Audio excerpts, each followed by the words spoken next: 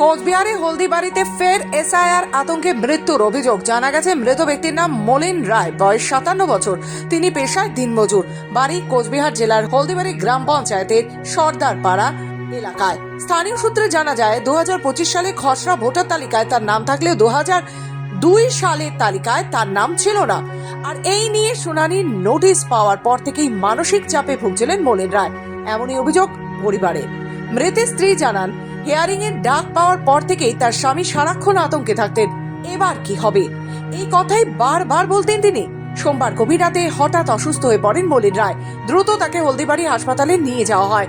অবস্থার অবনতি হলে মঙ্গলবার ভোররাতে তাকে জলপাইগুড়ি মেডিকেল কলেজে রেফার করা হয়। সেখানেই চিকিৎসাধীন অবস্থায় মৃত্যু হয় তার। ওই টেনশন করে, ভোটারও করে, সংসারও করে, সবারই করে টেনশন করছিল। আমাকে বলছিল মানে বাড়িতে আলোচনা করে। কিসের টেনশন হতো? ভোটের কার্ডের নাম ঠিক না, এগুলো যে গন্ডগোল টন্ডগোল, নাম নাই না কি নেই, আচ্ছা, ওগুলোও বলে। ও মানে ওই যে 2002 সালের নাম ছিল না, না সেই কারণে টেনশন করতো।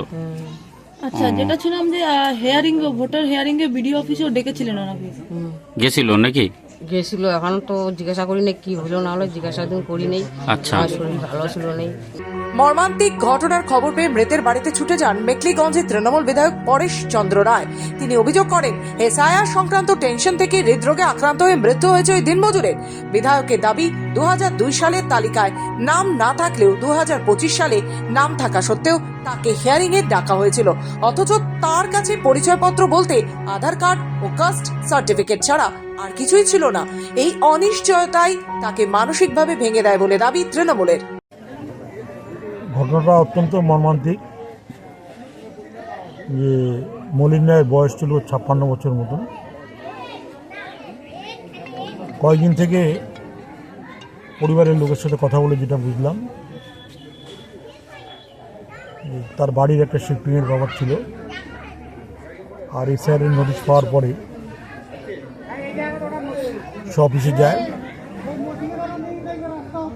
তার কাস্ট সার্টিফিকেট আর অন্য কাগজপত্র বলতে দুটি কাগজপত্র ছিল। সব মিলিয়ে দিনমজুরের মৃত্যু ঘিরে শোকের ছায়া এলাকা জুড়ে। জলপাইগুড়ি থেকে নিজস্ব প্রতিনিধি রিপোর্ট, খবর বাংলা।